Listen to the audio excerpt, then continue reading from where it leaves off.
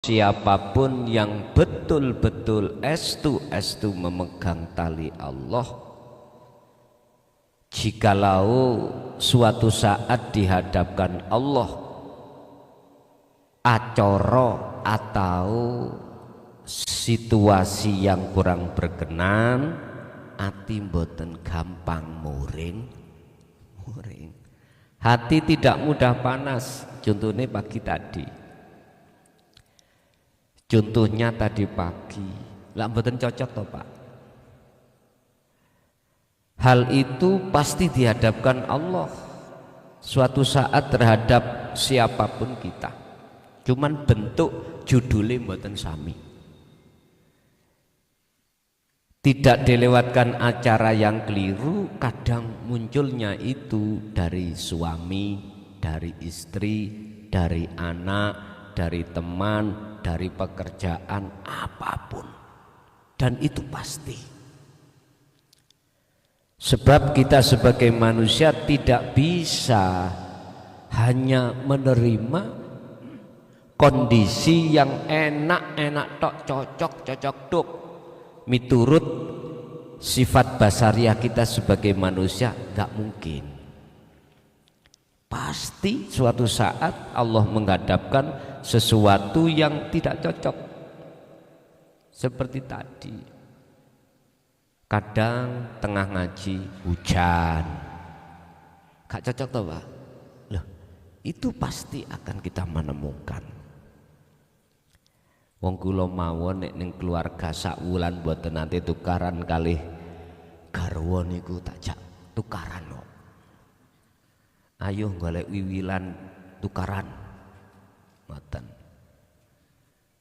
Niku supaya liyabluwakum ayyukum ahsanu amala. Nah disitulah supaya ati sampean kali kula biar tambah kuat olehnya memegang tali Allah. Makanya perlu nih dzikir dipegang itu di situ. Dalam hal ini Allah mengingatkan dalam surah Ali Imran ayat 103, wa'tasimu do cecekelano rapet sira kabeh, berpegang teguhlah kamu sekalian bihablillahi kelawan taline Allah, jami'an kelawan sekabehane. Maksudnya tali wa'tasimu bihablillahi wa huwa adzikru sirrul asrar. Wa huwa utawi tali habl mang iku adzikru, zikir, eling. Eling itu kesadaran. Bukan yang dimaksud tali atau dzikir di sini diucapkan baik lisan maupun hati dengan kalimah isim atau nama Allah, bukan. Yang dimaksud dzikir di sini adalah wahwa sirul asrar, rahasia di dalam rahasia. Jadi setelah rahasia, di dalam rahasia itu ada rahasia lagi. Ingat, fi kulli mukawwanat iku ing dalem saben-saben mukawwanat minal kaun, piro-piro makhluk, khafiyun utawi ada sesuatu yang paling halus. Setiap makhluk itu ada sesuatu yang halus. Siapa dia? Al-Hayyu, maksudnya ai al-Hayyu, urip. Wa huwa wujudullah, itulah wujudnya Allah. Urusan jenengan terima gak terima, Gusti Allah kok urip, misalnya ya, duduk urusaku. Panjenengan kali kula niki trimo atau enggak trimo, saya tidak ngurus. Saya hanya menyampaikan risalah, hanya saya sampaikan risalah ini. Walaupun jenengan masih bertentangan wujude Allah sing kula maksud itu tadi, boten napa-napa. Niku hak jenengan. Illa mubasyiron wa nadhiron. Status saya cuman menyampaikan risalah, yang risalah ini pasti disampaikan oleh para rasul mulai zaman Nabiullah Adam sampai Nabi Muhammad. Urusan trimo gak trimo dudu urusanku. Pokoknya urusanku iki mang ya wis mari mangan sambel klothok beres. Ngoten Pak Sri nggih. Ngapunten ingkang kathah. Wala tafarraqu lan ojo awakmu iku pisah-pisahan. Piye maksude tafarraqu niku? La tatruk ojo ninggalno sira al-azkara ing pira-pira zikir. Kok al-azkar teng mriki? Nggih, Pak. Jamak dari zikir. Karena apa? Pemahaman tentang zikir niku banyak pendapat. Zikir iku ya la ilaha illallah. Ngoten. Biqaulil lisan, diucapkan di lisan. Ada pendapat yang mengatakan yaitu zikir. Ada yang tidak berpendapat seperti itu. Zikir yang bisa menyentuh terhadap kolbu, ada yang mengatakan adalah la ilaha illahuwa, yaitu zikir sirri, dalam hati mengucap Allah Allah Allah. Monggo, saya tidak menyalahkan, tapi kalau boleh saya berpendapat, zikir jahri dengan sirri apabila tidak menemukan asrornya boten saged. Tidak bisa hati jenengan itu dikatakan usul atau sambung terhadap Allah, karena tali sejatine hati terhadap Allah itu sudah Allah sampaikan dalam surah Al-Maidah ayat 27. Wabtagu ilaihil wasilata wajahidu fi sabilihi. Sing disebut wasilah tali, kalau dalam kitab edisi kedua kemarin saya sebut sebagai robitoh. Robitoh niku tali langsung antara hati dengan Allah. Mana yang disebut wasilah atau tali atau jalan langsung ruh dengan Allah, memang secara tafsir muhakamah gak disebutkan, gak muncul namanya sirul asrar. Tapi itu diterangkan di dalam tafsir mutasabihah. Ternyata jawabannya adalah al-asrar. Dalam rahasia ada beberapa rahasia. Ini yang banyak umat Islam tidak mengetahui, sehingga berpendapat yang disebut zikir adalah diucapkan di lisan ataupun di hati, walaupun dengan ismudat namanya.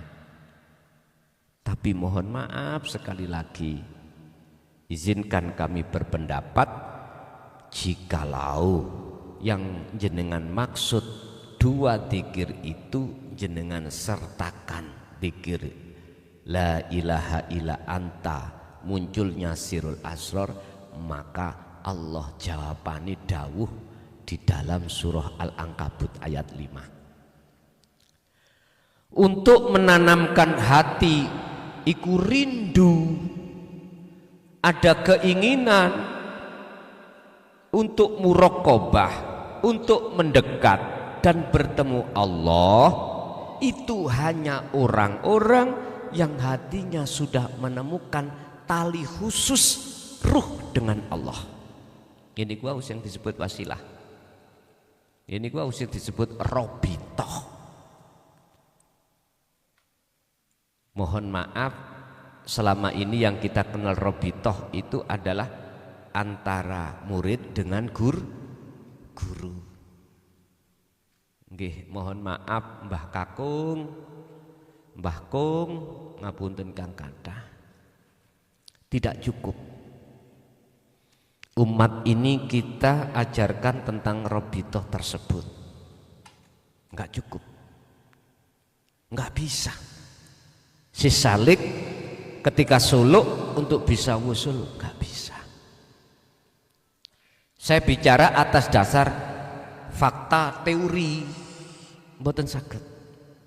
Tapi kalau kita jelaskan tentang robitoh, tali khusus ruh langsung dengan Allah, inilah yang akan menghantarkan jenengan itu dalam surah Al-Ankabut ayat 5 itu.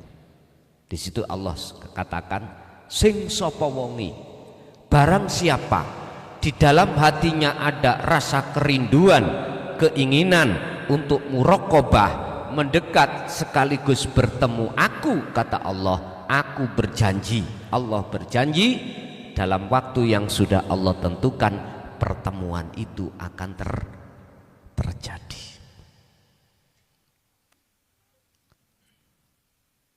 Mangkana yarjullaha, di situ dikatakan Allah seperti itu. Makanya wala tafarraqu, dan janganlah kau itu berpisah-pisahan. Maksudnya kalau bahasa syariat nggih, jenengan gak oleh mutusno silaturahim, ngoten lho. Tapi sing maksud niki adalah jenengan iki la tatruk adzikra, jangan pernah kau putus tali hatimu dateng Gusti Allah. Wadhkuru nikmatallahi alaikum, ingatkah jenengan iki atas nikmat-nikmat yang sudah Allah berikan. Apa yang dimaksud nikmat di sini? Saya tidak bicara nikmat yang dibutuhkan jasmaniah, makan, minum, sandang, pangan, papan, bukan. Yang kumaksud nikmat di sini adalah iftah qalbaka lidinit tauhid. Buka Gusti Allah ning ati sampean tentang dinu tauhid. Boten semua, Pak. Kita sebagai umat manusia ketika saat mendengarkan pengajaran tentang dinu tauhid, kita bisa terima. Enggak semua orang. Lah, ketika saat hati kita sudah dibuka oleh Allah, bisa masuk ajaran tauhid itu, itulah nikmat di atas nikmat. Nikmat inilah, Pak, yang paling berharga. Karena inilah yang dimaksud kebutuhan ruhaniah kita, baik di dunia, lebih-lebih setelah kita tinggalkan dunia. Pundi wujude nikmat yang bisa kita rasakan. Tatmainnul qulub, ati iki bisa anteng, bisa damai lan sak piturute. Jenengan yang bisa merasakan sendiri. Bagaimana ketika saat kita sebelum ati iki dibuka Allah untuk menerima pengajaran tauhid dan mengamalkan, ketika saat menghadapi kondisi masalah apapun bagaimana? Rasa ning ati piye? Ketika melihat nyun sewu istri kita kakean, nggih niku wau ngecemas piye, sawumpek, Pak. Belum lagi kita masih banyak tanggungan, belum lagi kita masih anak kita masih kecil-kecil butuh biaya. Satu sisi kita di PHK, belum ada pekerjaan pun notok sumpeke. Tapi ketika saat hati sampai sudah menerima dan mengamalkan ilmu dalam bentuk kholwat, pun sampean sendiri yang bisa merasakan piye. Nggih, mohon maaf. Kula yakin jenengan bisa membedakan. Itulah anugerah nikmat yang mengalahkan daripada nikmat-nikmat sing ono hubungane dengan nikmat jasmaniah niki. Sadar atau tidak, memang seperti itu. Lah bagi jenengan yang sementara belum bisa menerima dinu tauhid, mboten bisa. Tidak bisa membedakan. Kalau enggak percaya, tanya di luar sana orang pengusaha sukses. Sampeyan tanya, dengan kemewahan duniawiyahnya yang dia sukses, bisakah dia menemukan satu kedamaian yang hakiki? Mboten saged. Paling sing lanang, aku bahagia nek ketemu wong wedok. Nek gelem diremet ambek bojomu ya lakonono sih. Ngoten Bu nggih. Diremet. Ngerti diremet nggih? Dikerawu. Mulih diinting-inting kalih beto parute klapa niku. Wis. Wong lanang niku wedi niku ambek bojone dhewe.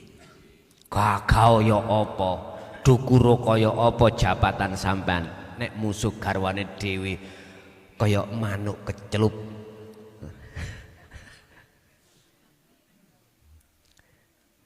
Sampun. Id kuntum a'da wa allafa baina qulubikum fa asbahtum bi ni'matihi ikhwanan. Yun sewu. Ingat, ketika kita belum menerima nikmat itu, bagaimana kita berkhilaf dengan teman, berkhilaf beda pendapat dengan istri, dengan anak, dengan saudara, dengan orang lain, berpecah belah. Akhirnya hasud muncul. Ngapunten kang kathah, aliran A, aliran B saling ngeklaim, sing bener aku, yang sana juga begitu. Diperluas tentang agama, setiap yang beragama mesti membenarkan agamanya masing. Loh, perpecahan Pak. Tapi coba, kalau sudah mendapatkan nikmat itu, gak ada perpecahan, malah jadi kawan, jadi teman, jadi sohib.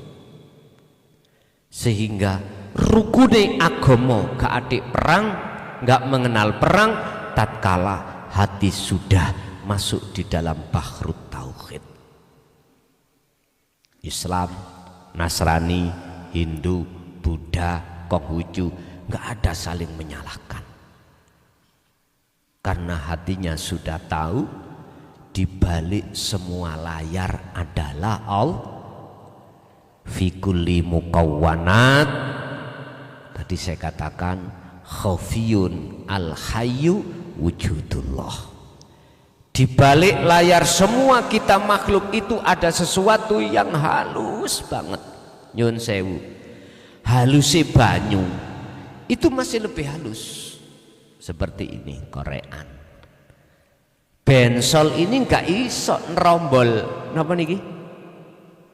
Apa ya? Sehingga gak bocor ngoten. Nah, yes. Plastik ini gitu. Mboten saged. Kalau Allah lebih halus lagi. Jadi Allah ya di dalam, ya di luar korean. Sebetulnya ini pasti ada sela-selanya, Pak. Jadi ada sesuatu yang bolong, yang angin tidak bisa lewat, saking halusnya. Khafiyun itulah disebut al-hayyu, hidup. Orang Jawa mengatakan urip. Iki nama loh Pak, atau sifat. Tapi sing tak maksud bukan wujudnya sifat. Walaupun jenengan mengatakan bismillah iku nama, tapi maksud di dada sampean bukan nama. Bukan nama. Walaupun secara lesan kita mengatakan urip sifat, tapi bukan sifatnya yang dimaksud. Bukan. Lah, ini bagi orang-orang yang saya katakan yang sudah mendapatkan nikmat. Lah nikmat itu akan muncul apabila sampean ini mengkawinkan ilmu dengan amal. Ilmu tauhid ini yang jenengan kalih kula sudah terima, praktekno, buktekno lewat amal yang sering kita sebut sebagai uzlah. Ibaratnya Pak Tani, wene jagung jangan ditaruh di atas meja, kawinkanlah dengan tanah. Jikalau kau menginginkan buah yang lebih bagus. Akhirnya Pak Tani nang ladang ditandur biji itu. Tugasnya Pak Tani adalah menjaga. Ketika waktunya mupuk harus dipupuk. Ketika waktunya kita menyiram air harus disiram. Ketika ada suket rumput harus kita ambil biar pertumbuhan si jagung itu bagus. Ada hama kita semprot biar tambah bagus. Itu maksud Pak Tani. Tapi nggak boleh Pak Tani itu mengharapkan ketika menanam ndang teko buai ora oleh. Walaupun tujuannya itu seperti itu. Nggak boleh jenengan waktu kholwat ati itu kedorong ndang wusulo kok gak wusul-wusul. Nggak boleh. Cukup jenengan kali kula jaga taline Allah iku berbentuk zikir. Cukup. Itulah untuk menjaga hati jenengan ini datang Allah biar gak gampang lali itu di situ. Dan tujuannya adalah biar lekas jenengan ini ndang wusul itu di situ. Walaupun tujuannya kita uzlah adalah keusulan, miturut akhlak di mata Allah hati gak boleh arep-arep wusuli. Ngaten lho. Tapi nek ketika proses setrat nggak apa-apa, memang ikut tujuan. Tapi kalau sudah berjalan, udah semua itu apa kata Allah jenengan diperjalankan dimanapun monggo. Tapi Allah sudah berjanji pasti dalam waktu yang sudah aku tentukan itu akan terjadi pertemuan itu. Entah pertemuannya itu hanya skala menit, skala jam, bahkan skala detik, udah itu bukan urusan kita, urusan Allah. Pak Tani itu urusannya jogo ya apa sekiranya, bagaimana sekiranya jagung itu buahnya bagus. Nanti ingatlah ketika saat kita itu dulu sebelum menerima dino tauhid ini, kita ada persulayan, kita apa, ada syirik, ada hasud, ada takabur dan lain sebagainya. Jenengan yang bisa merasakan karepe napa kok kita itu diingatkan digongon iling bab iku supaya kita berhati-hati menjaga nikmat atau anugerah yang sudah Allah berikan terhadap kita. Perkara nek golekane angel iku jenengan iki pasti tidak sembrono. Niku biasa ngoten. Makanya dulu Pak, dalam hal konteks memahamkan ilmu aja dulu susahnya setengah mati. Karena para masyayikh kita, romo-romo kita olehnya menjelaskan kebanyakan itu memakai bahasa kinayah, bahasa isyarah, sanepo, nggak paham-paham. Belum lagi sulitnya menemukan kefahaman itu mengkawinkan dengan bertapa atau berkholwat atau beruzlah. Nek jenengan sakniki wis penak. Dalam pemahaman Gusti Allah sudah tidak pakai isyarah, belak-belakan akhirnya mudah diterima. Sekarang tinggal kesulitan kita menemukan, mengkawinkan ilmu dengan amal, dengan laku. Lah niki mengapa di situ ada istiqomah untuk mengikat, menjaga. Mengapa Pak Tani setelah menanam jagung tidak langsung ditinggal, wis sak cukul-cukule, sak wowoe, mengapa tidak begitu?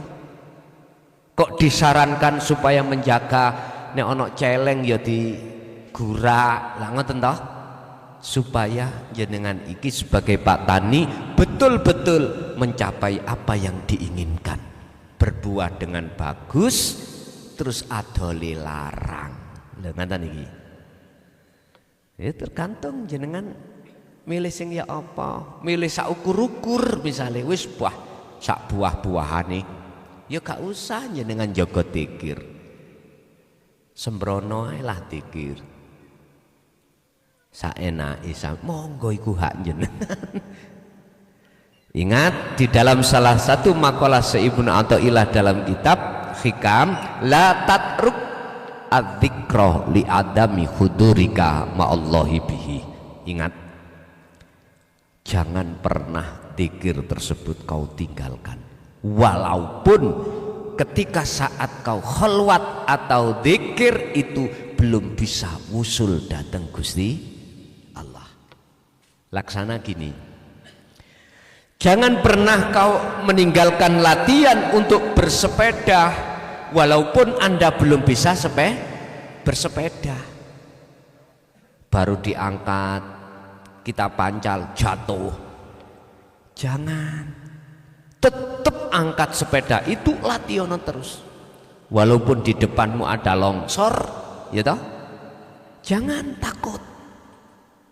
Baru-baru ini ada longsor ya, kula lu Mojokerto blas mboten ningali YouTube boten, sibuk nulis kula niki pun. Sibuk nulis. Jadi kitab yang nantinya jenengan terima itu ada 2 versi, kitab awal dan kitab akhir. Kitab awal 3 juz, 3 edisi, kitab akhir 30 juz. 30 edisi. Nah, sekarang masih proses di dalam edisi ketiga, dalam penulisan edisi ketiga yang sudah tercetak edisi pertama yang menerangkan bagaimana cara jalan lekas bisa bertemu Allah, itu edisi pertama. Lah edisi kedua yang kami beri judul Qalbun Madlumun, apa yang menyebabkan hati manusia gelap pada Allah, buta pada Allah. Itu ada 20 bab insya Allah. Ini sudah selesai, sudah kami izin dari negara sudah. Ini masih proses percetakan, masih proses percetakan. Lah edisi yang ketiga, lawan kata edisi kedua adalah Qalbun Musyrikun. Musyrikun tidak memakai kapak. Nek memakai kaf niki berarti musyrik.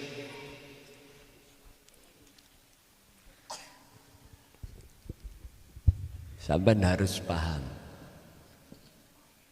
qalbun antara musyrikun dengan musyrikun. Nah niki, jadi kita memakai ini artinya yang bercahaya, hati yang bercahaya. Kok bisa? Lewat apa? Prosesnya bagaimana? Kok hati itu bercahaya? Artinya hati yang makrifat pada Allah. Ini masih dalam proses penulisan. Nggih ngapunten, kados saya kesini sudah dapat 1 ayat. Nanti malam saya tulis. Mengapa hari ini harus saya diterjadikan Allah? Pagi tadi kecelek, artinya salah faham, nggak ngaji, terus sekarang malamnya ndak, itu masuk dalam hikayah, hadi cerita. Inilah Pak, pentingnya jenengan iki ngejoi rapet tikir, sehingga ketika saat mengalami kondisi yang kurang cocok, ati mboten gampang muring teng mriku. Akhirnya hatinya mencorong nang Allah. Sing digawe wau nggih ngoten, Pak, mboten kecewa, mboten Gus. Diisi acara lah lain. Saeling kula Pak tanggal 6. Tapi pendengarannya beliau 16. Loh, inilah termasuk ayat yang harus kami tulis nanti. Apa yang menyebabkan hati jenengan itu tidak taksirud dunia, tidak ketutupan perkara situasi dunia ini. Balik maneh nang dzikir. Sapa sing betul-betul setiap saat bahkan setiap nafas menjaga dzikirnya, maka gak mudah hati itu muring. Akhirnya sagete nrimo ing pantun. Nggih. Lah niki tak selesainya dulu sambil ngaos, nggih tak tulis, nggih mungkin nek sudah selesai kitab akhir yang 30 edisi 30 juz itu nanti saya sudah mboten nulis, nek diwene umur maneh dening Gusti Allah disuruh menyampaikan risalah. Yus monggo, nek sudah selesai kok ikut tondo kula bongko, alhamdulillah, berarti tugasku selesai. Warisane ya kuwi wis kanggo anak putu. Sebab mohon maaf saya curiga tapi gak curiga, kula bedek tapi gak bedek. Apa sepanjang 24 tahun kami tidak pernah disuruh Allah nulis. Kok iki ujuk-ujuk masuk 1 Rajab itu dikongkon nulis. Ayo, yes kemungkinan besar kula ndang bongko. Ngoten wis mari penak. Jangan sampean gak usah bingung, ada nanti yang Allah tunjuk siapa itu terusnya ada. Ngoten. Dene memang seperti itu. Ya alhamdulillah. Berarti kula mboten kluyuran. Eling, wong mati niku, wong sing ninggalno alam dunya niku ana macam loro. Siji dalam alam barzah kegelapan, loro dalam alam barzah yang terang benderang. Makanya kami sebut su'ul khotimah dan husnul khotimah.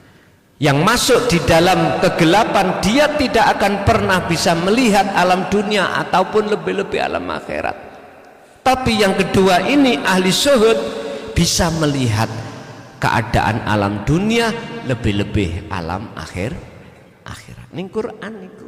Tapi kalau supe ayat berapa itu? Wa min waraihim barzahun ila yaumi yub'atsun. Itu disebut alam barzah. Barzah itu dinding hijab antara dunia alam dengan akhirat, terdinding. Sekarang kita di dunia, hati ini ada yang mendindingi terhadap Allah tak?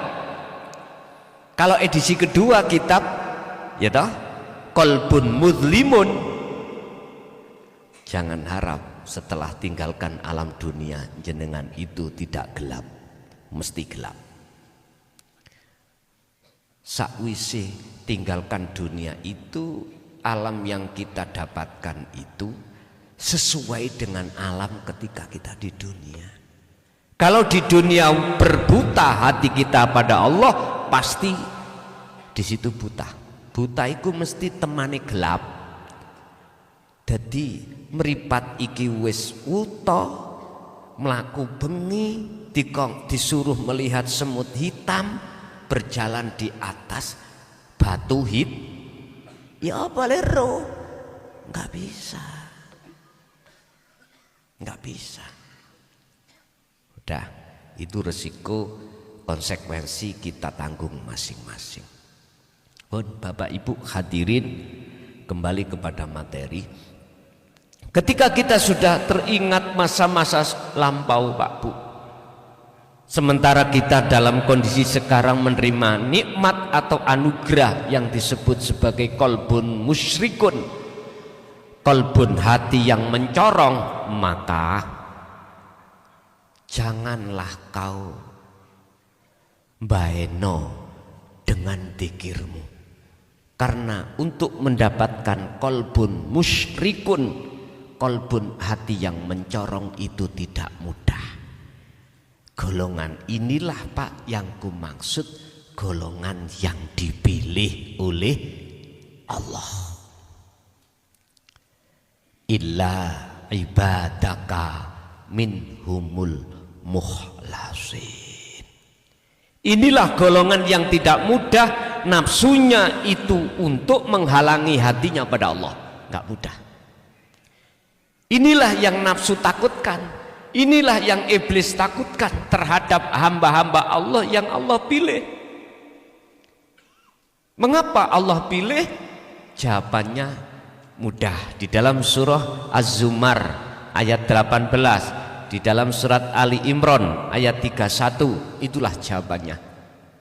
Karena kita mengikuti atau menteladani perilaku rohaniyah kanjeng Nabi. In kuntum tuhibbunallaha fattabi'uni yuhibbukumullah. Kalau kau betul-betul ingin seperti Rasulullah, rohaniyahnya menjadi kekasih Allah, ikuti apa yang pernah rohaniyah Rasulullah lakukan. Kawinkanlah ilmu dengan amal. Gini carane untuk menetralkan takfiral dunia, kebiarin dunia tembriki. Niki carane untuk menetralkan takfiral dunia. Masalahnya nyun sewa, kebiarin dunia itu bahaya banget. Mungguh hati kita yang belum memegang tali terhadap Allah. Oleh sebab itu, secara syariat memang mengapa harus ada halal bihalal, saling memaafkan. Ini hubungan hablum minan nas, supaya kita itu enggak ada satu sama lain kesalahan, supaya kita itu islah lagi. Sing asalnya kita itu tadi jotak, gak wawuh, geding-gedingan, sekarang sudah tidak ada. Tapi ingat, ada sesuatu yang paling berharga daripada itu. Apa? Hubungan hati jenengan datang Allah. Yang tadinya kita dipisah oleh nafsu. Nafsu membikinkan hasud, riya, takabur, berbangga diri dengan duniawiyah, dengan jabatan, dengan pengaruh. Sekarang sudah tidak lagi, karena kita sudah islah kepada Allah. Kita sudah tidak lagi menyekutukan Allah. Kita sudah tidak lagi menyembah selain daripada urib. Kita sudah tidak lagi beriman terhadap selainnya. Sudah cukup bagi kita selama berpuluh-puluh tahun telah tinggalkan Allah, dan Allah tidak pernah meninggalkan kita. Kita makan, digerakkan, dilayani. Kita tidur, ditidurkan. Kita bangun, dibangunkan. Kita bisa mendengar suara, didengarkan. Kita berkata, dikatakan. Kita bernafas, dikeluarkan, dimasukkan. Sampai jenengan kali kula sadar. Dan sekarang jangan lagi kau tinggalkan hatimu terhadap hidup dalam dirimu. Itulah sahabat yang sejati. Tanamkanlah cinta terhadap dirinya, sebab dirinya tidak pernah khianat, dirinya tidak pernah bohong, dirinya tidak pernah mengkhianati jenengan. Tapi kalau istri, suami, anak orang lain, suatu saat pasti akan bisa berkhianat pada kita. Oleh sebab itu, taruhlah cinta hatimu pada Allah di atas cinta segala-galanya. Dan atau janganlah cintamu terhadap selain Allah itu mengalahkan cintamu terhadap Allah. Ini maksud saya sebagai islah atau halal bi halal. Bapak Ibu, kesimpulan malam hari ini adalah Boleh kita menjaga hablum minan nas dengan bentuk kita mengadakan halal bihalal seperti ini. Tapi tolong jangan lupa, setiap hari kita kadang salah kepada Allah. Kita mengimani selain Allah itu yang menggerakkan, yang punya gerak. Karena kelalaian kita, kembalilah dengan cara tolong wa'tasimu bihablillahi jami'a wala tafarraqu. Pegang teguh tali Allah, yaiku zikir sirul asrar sampai kecoki ingkang rapet. Ngaten pun ngoten mawon, boten kathah-kathah.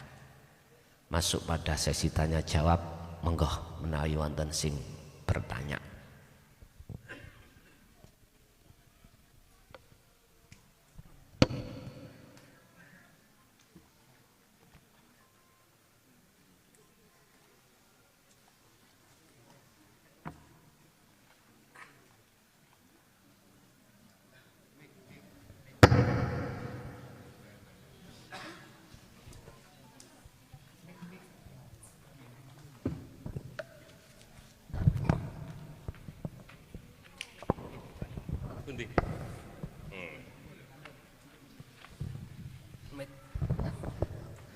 Assalamualaikum warahmatullahi wabarakatuh. Waalaikumsalam warahmatullahi wabarakatuh. Gus Nderek Tanglet, bagaimana gambaran orang yang wusul atau hamba yang wusul atau liqo kepada Allah Subhanahu wa taala? Sampun matur nuwun. Bagaimana tanda-tanda atau gambaran orang yang sudah dikatakan wusul atau sering kita sebut sebagai arifin, piro-piro wong sing makrifat pada Allah. Pun tujuan dinul haq, dinut tauhid, agama yang mengajarkan hambanya, umatnya untuk mengesahkan Tuhan adalah meniadakan bahwasanya selain Allah tidak ada yang disebut makhluk.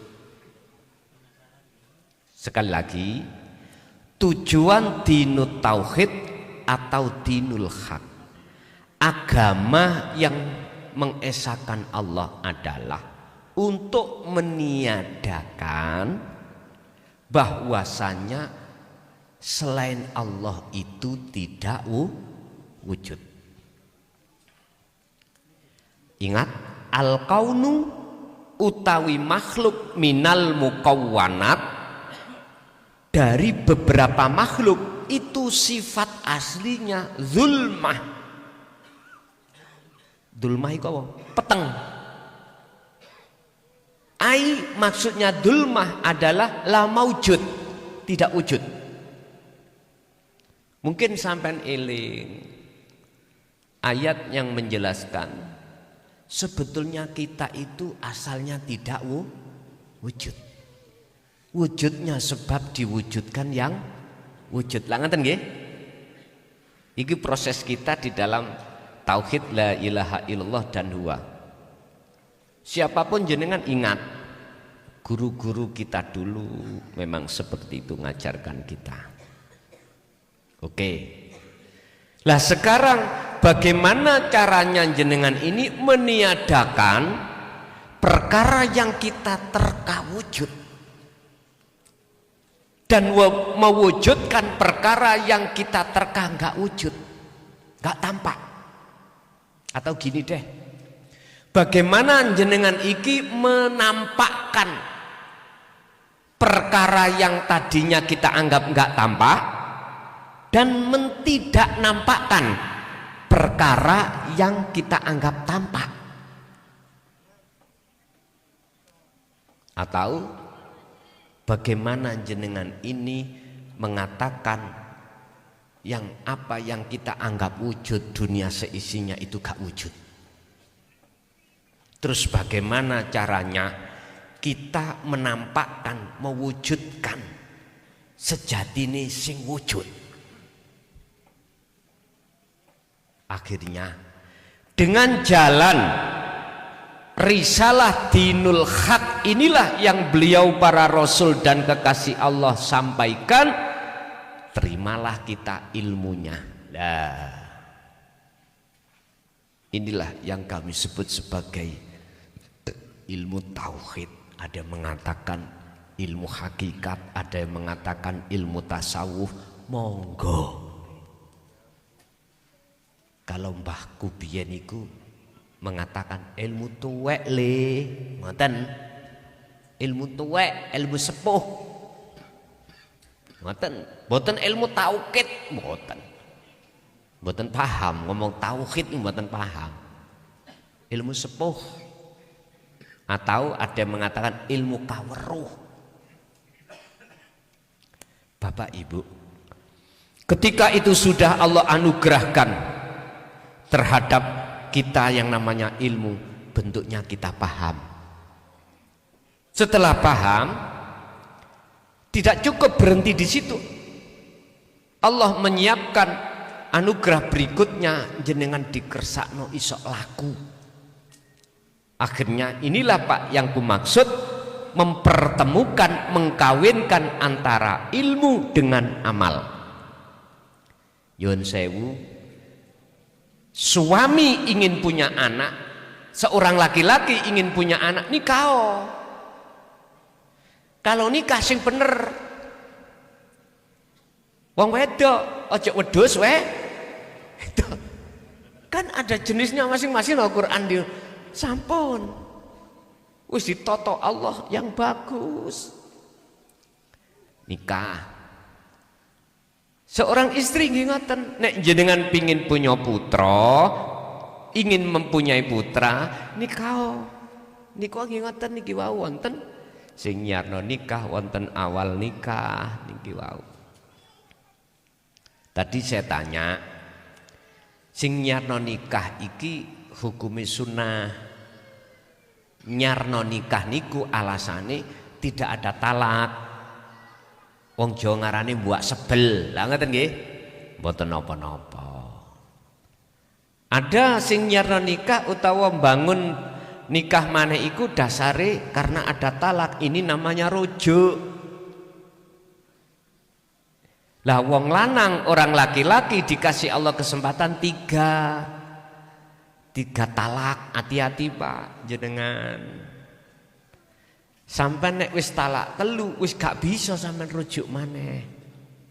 Mboten saged, hati-hati.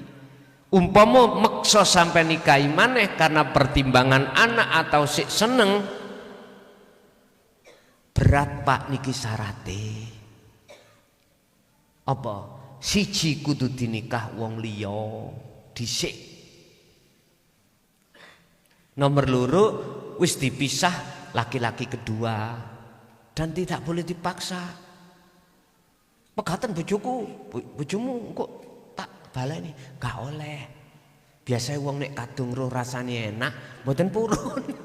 Lah wis kadung cocok mboten purun. Niku jenenge geblake mbing ngampene.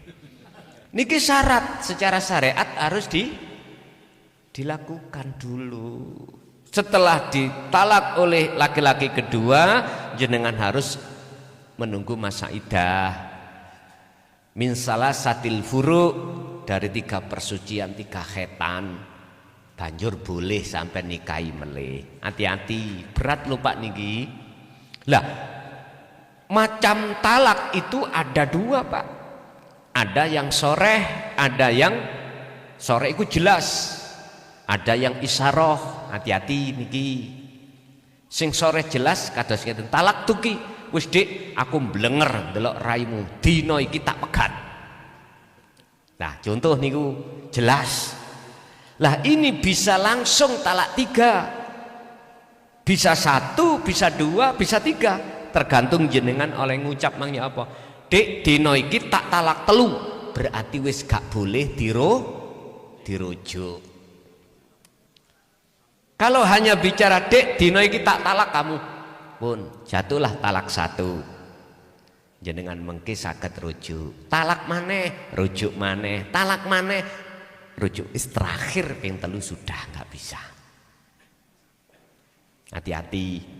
Satu talak bisa jadi 3 talak.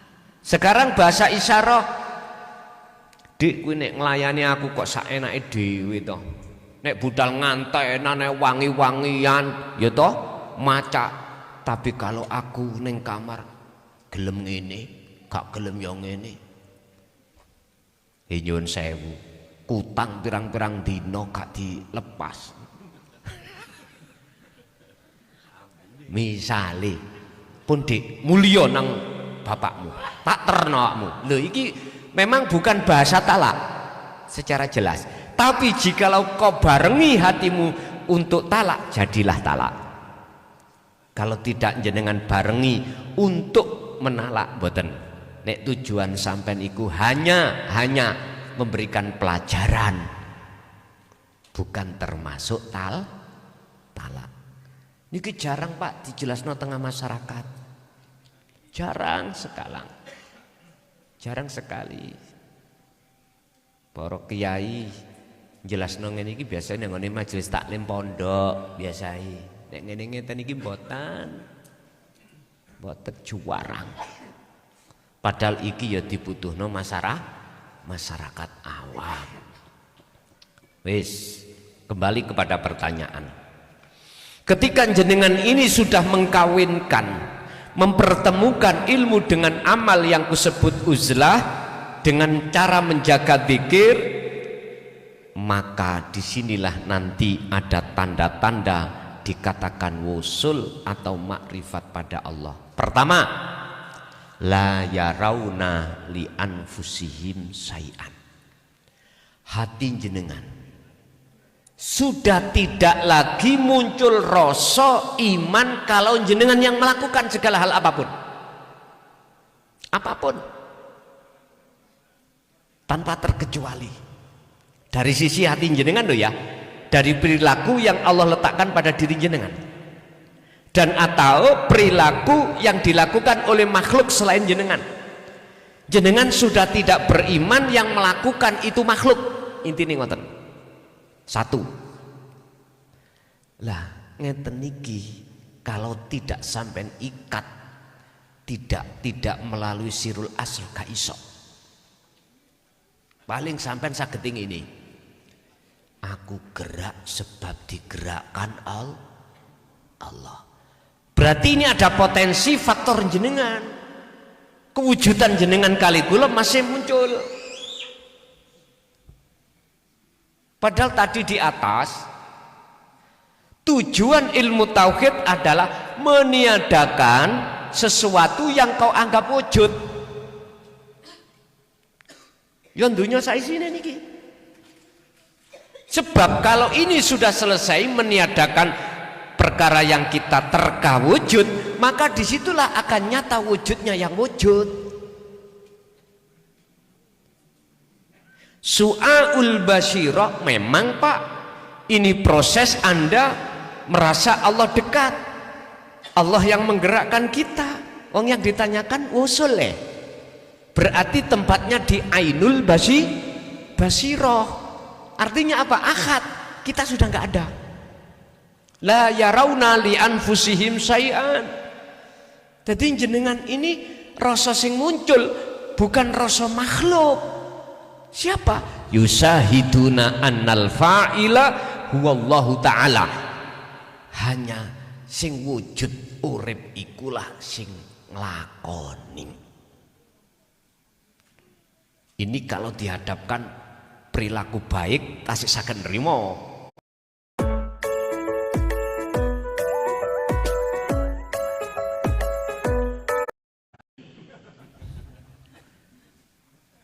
Iku olah pokal waswasil khonas, bisikan nafsu supaya kau ragu. Aja ndelok fisike, ndelok uripe. Tapi jangan kau tuduh Gusti Allah ngene. Mriki lak golongan putra to? Ya nggih. Keliru Bu, nyuwun sewu. Wis kadung ya omane. Wis, Yang kedua, yusyahid annal fa'ilahu Allah ta'ala, rasa sing muncul dalam diri panjenengan iku adalah urip iku Pak, yang dalam Al-Quran disebut bukan sifat tapi aku. Aku sopo? Nek diterjemahno, yo aku urip sing ana njaba lan jero jenengan iki. Terus lagi tondo yang sederhana yang sering kita alami adalah tatmainul qulub,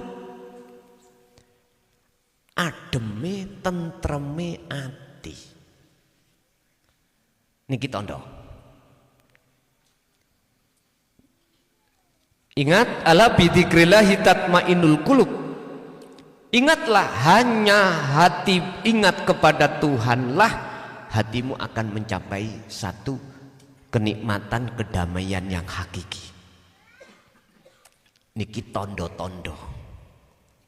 Yang keempat, salah satu di antara tanda-tanda seseorang itu sudah arif, sudah wusul datang Allah, jenengan atinya itu la ta'thirud dunya, gak gampang kenging kebiari dunya. Contoh tonggo sampai niku iso tuku mobil, jenengan boten saged. Jenengan iki gak ono ati nit loro, gak ono. Wong tandane wusul iku jenengan wis gak ono, bagaimana ati sampean iku terasa sakit? Justru nikmat yang masuk dalam hati jenengan. Wonten ada orang yang ilmunya lebih tinggi daripada jenengan, itu pun tidak ada hasud dalam hati. Jenengan duwe pondok, pengikuti ukeh, terus tonggo sebelah ngedekno pondok, fasilitasi luwih apik, santri sampean ngalih kabeh, ati sampean gak hasud. Alhamdulillah, ono sing ganteni. Lho, ngoten. Asine jenengan dienakno Gusti Allah gak repot-repot. Pentino mbalah repot toh, sani enggak turu tok rokokan, lu enak, diluai cepet duwe anak, ngeten niki, ngoten pun. Hal itu Pak, mohon maaf, kewusulan itu tidak hanya kita alami ketika saat kita itu meditasi secara khusus, ndak. Bisa jadi itu pertemuan terhadap Allah disebut sebagai arif, makrifat itu dikala jenengan makan, minum, kerja, bisa jadi. Intine mek ngeten, sing sapa wonge perkara makhluk di dalam hatinya itu sudah fana, maka disitulah yang disebut sebagai makrifat, bertemu. Durasinya terserah Allah, bisa hitungan detik, bisa hitungan menit, bisa hitungan jam. Itu salah satu tanda disebut sudah wusul di situ. Tergantung kita ada diletakkan di kewusulan di mana, di mahfudkah atau di maksum, di musyahadatul fana wa kamil ataukah wa baqo. Kalau selama masih di mahfud, kadang-kadang hitungan detik Pak, wis wapi, lah ngoten nggih. Kadang-kadang ya di menit. Itu sebagai proses Anda memegang dzikir, mengasah dzikir. Selama ada di mahfud, makom mahfud, jenengan kali kula niki pasti suatu saat dilalaikan Allah terhadap Allah. Kecuali sudah dibakok. Musyahadatul baqo, ini saya sebut sebagai maksum, ini sudah tidak ada lagi kata-kata lalai dari Allah. Nah, untuk menempuh predikat inna akram, sehingga saya simpulkan, sekuat apa jenengan menjaga dzikir, sekuat bagaimana Anda memegang dzikir itu, ada di situ. Disitulah jawabannya. Kita ada di fana, apa di kamil, apa di bakok. Sejauh mana kita selalu memegang dzikir itu. Makanya di dalam surat Al-Ahzab 4142 mengapa Allah mengatakan dzikron katsiron, perbanyak ilmu menyang Gusti Allah. Fasabbihuhu bukratan wa asila, baik siang maupun malam. Jangan itu kaum baeno sembrana, jangan, tetap peganglah. Wangel Kang, apalagi waktu kerja. Wis ngeten mawon.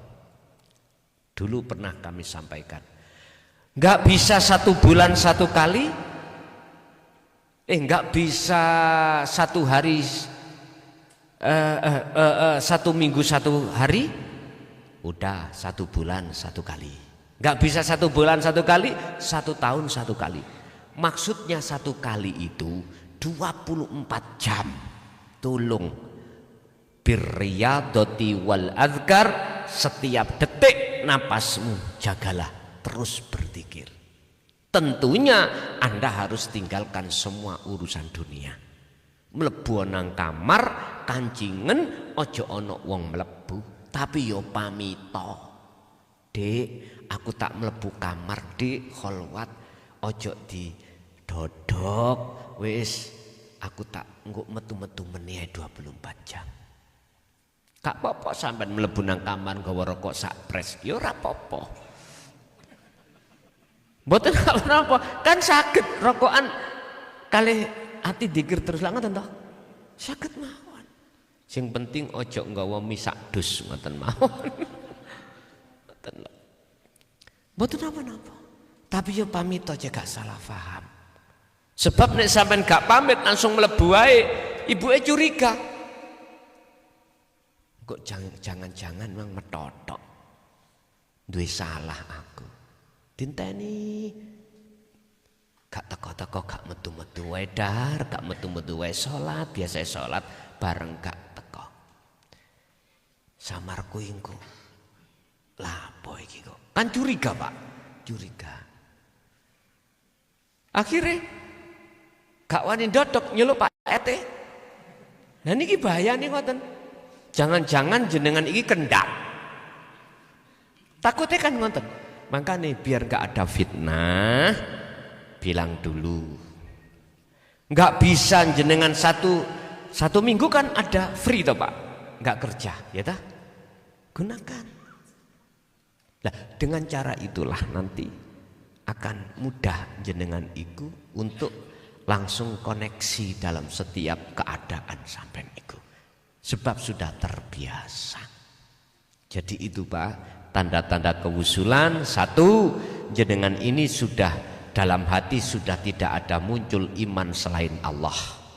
Yang kedua, hanya Allah yang sebagai aktor atau sang penggerak atau sang apapun. Jadi wujud-wujud dunya iki wis dak duduk wujude makhluk, tapi wujude Gusti Allah. Gendeng-gendeng tak jamin mesti ati sampean iku mesti tenang, damai. Terus gak gampang kenek kebiarin dunya. Lanjut.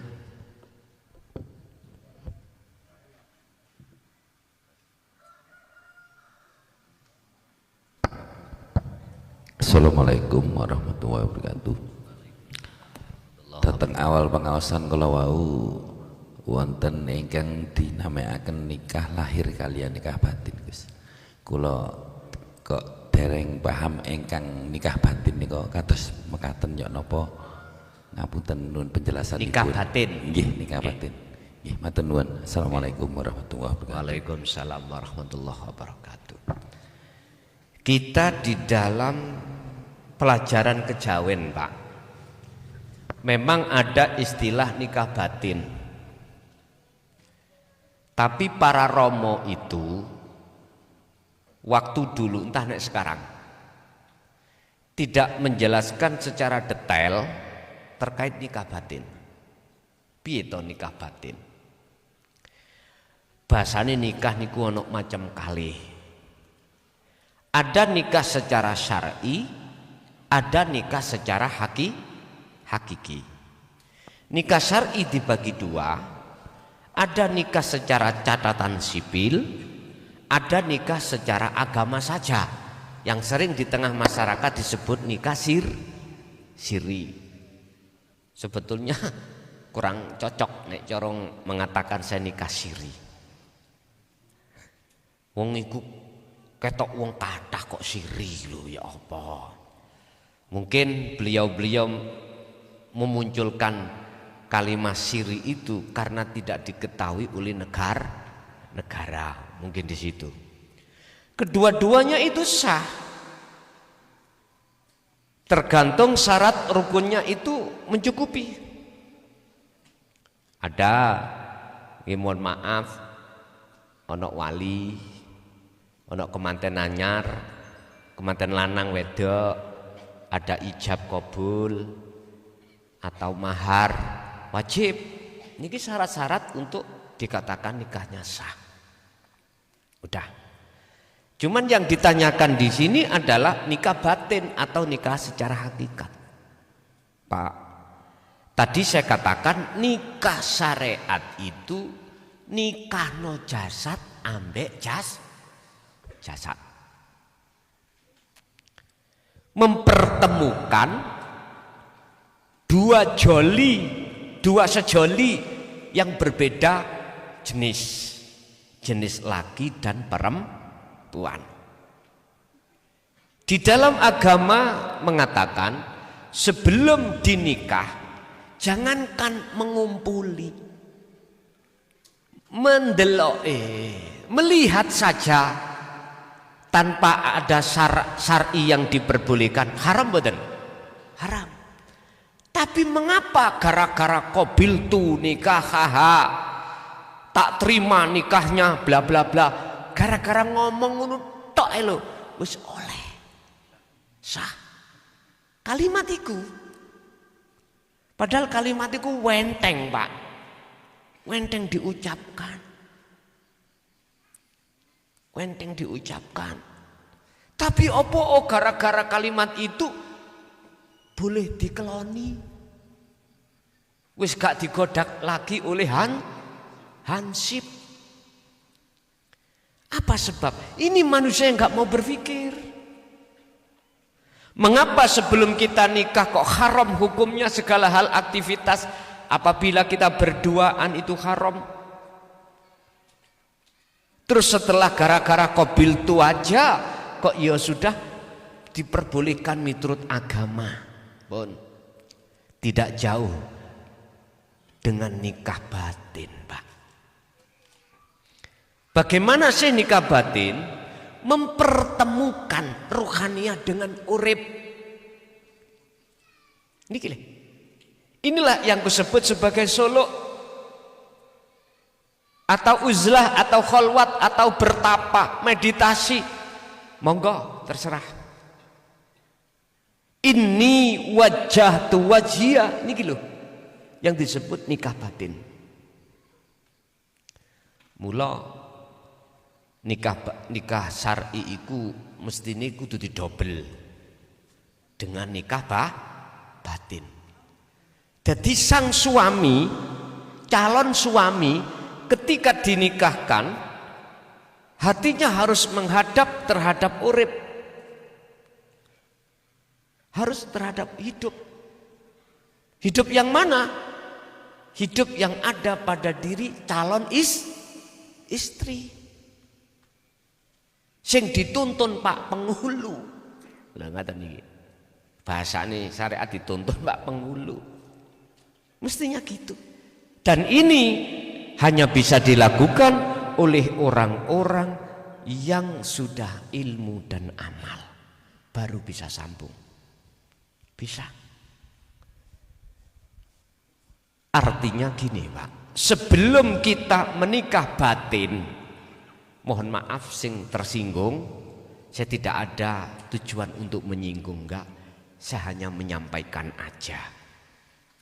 Sepanjang kita belum bertemu Allah, belum ini wajah tu wajia, laku apa wae sampean. Entah ibadah murni atau tidak murni. jelas hati ini gak sambung pada Allah, itulah haram sebetulnya. Walaupun itu istri sampean sendiri, secara syariat lah halal loh nggih. Tapi ketika sampean melakukan hal itu, hatimu tidak ada rasa dengan Allah, di mata Allah tidak ternilai.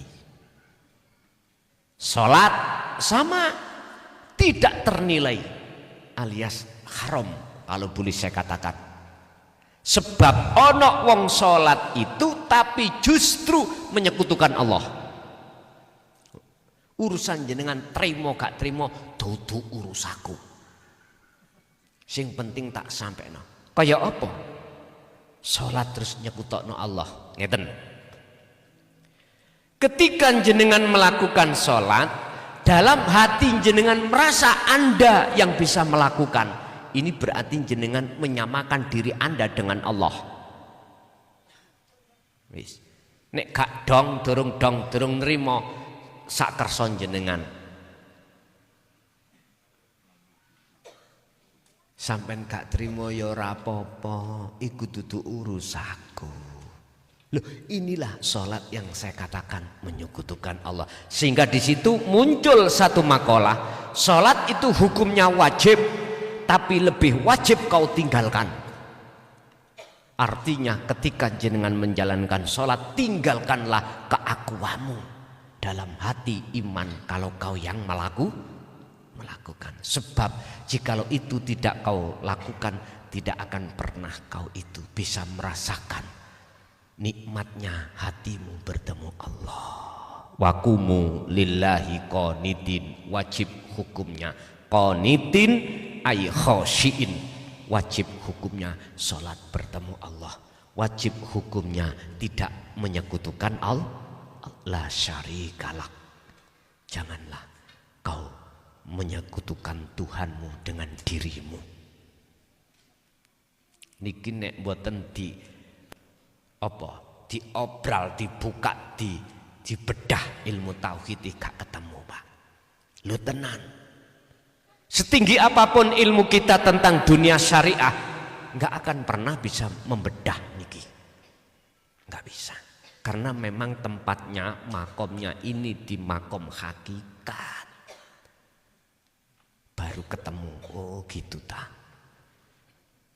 Kalau pernikahan secara batin itu jenengan sudah lakukan, maka halal. Jenengan melakukan apapun itu halal. Artinya inilah pertemuan terhadap Allah disebut wusul, itu hanya wujud tunggal.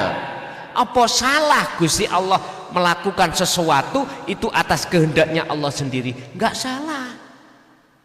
Karena sifatnya Allah itu ada satu yang disebut jaiz, wenang, yumkinu. Sudah, ini sudah tidak bisa dihalang-halangi. Enggak bisa dihalang-halangi karena sifat yumkinu itu Allah ngene karepe, ngunu ya karepe. Sekarang tinggal pertanyaannya, keakuan diri makhluk sik tampil apa ora? Kalau detik-detik wis gak tampil, halal. Inilah nikah batin sebetulnya yang dimaksud. Pemahaman konco-konco mboten ngonten. Pemahaman sing waktu saat Romo menjelaskan itu dengan kinayah, terkone awak dhewe sing wedok adoh ning Malaysia, sing lanang kene tek nikah batin. Nggih ngapunten, mangkane tak genahno iki, sedangkan Gusti Allah iku ya nang ndi, tidak kenan ndi, di mana-mana dan tidak kemana-mana. Lanjut, Bapak sik.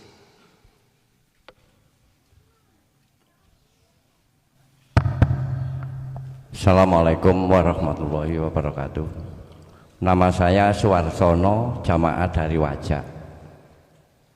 Yang saya tanyakan begini Gus, orang yang bertauhid dijamin ketemu Gusti Allah. ini ada orang yang baik, peduli dengan lingkungan, juga peduli dengan sesama. Pertanyaan saya, apakah bisa orang yang baik dan peduli dengan sesama dan lingkungan itu ketemu sama Gusti Allah? Bagaimana dengan ayat innalillahi wa inna ilaihi rojiun? Itu yang pertama. Yang kedua, apakah benar kita hidup di dunia ini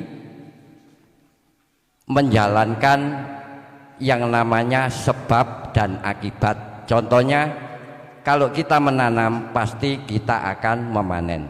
Terima kasih Gus. Wassalamualaikum warahmatullahi wabarakatuh. Waalaikumsalam warahmatullahi wabarakatuh. Pertanyaan kedua itu nanti kami jelaskan sudah di bab 4 kalau nggak salah, di edisi ketiga terkait kitab yang berjudul Qalbun Musyrikun, hati yang mencorong atau bersinar. Orang, sintak maksud orang itu hati, roh, bukan jasmani. Syarate iku bisa wusul datang Allah itu tidak boleh ada selain Allah. Pertanyaannya gini, orang yang secara fisik peduli dengan orang lain, istilahnya sosialnya tinggi. Apakah di dalam hatinya itu merasa dirinya? Jangan dijawab. Jawablah yang merasa, yang sosialnya tinggi dan lain sebagainya. Ataukah justru ada maksud lain yang kita tidak tahu? Karena itu urusan hati. Ingat, innallaha ya'lamu ma fis sudur. Allah tahu, walaupun itu ada di dalam hati yang paling dalam. Contoh kula misalnya, semua apa yang Allah berikan terhadap kami, Pak, secara fisik saya harus peduli dengan kebutuhan yang dibutuhkan oleh orang-orang atau saudara-saudara yang ada di pondok. Tidak hanya itu, juga pada masyarakat. Orang-orang apa tahu apa di dalam hatiku ada sesuatu yang hanya Allah yang tahu.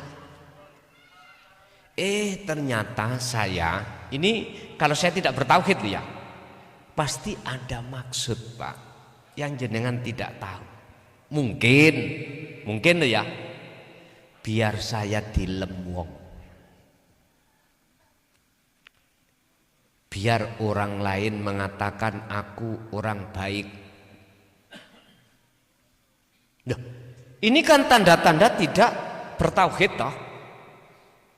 Berarti saya ini telah menyamakan diri saya terhadap Allah. Artinya saya telah mengadakan sesuatu dalam diri saya selain Allah.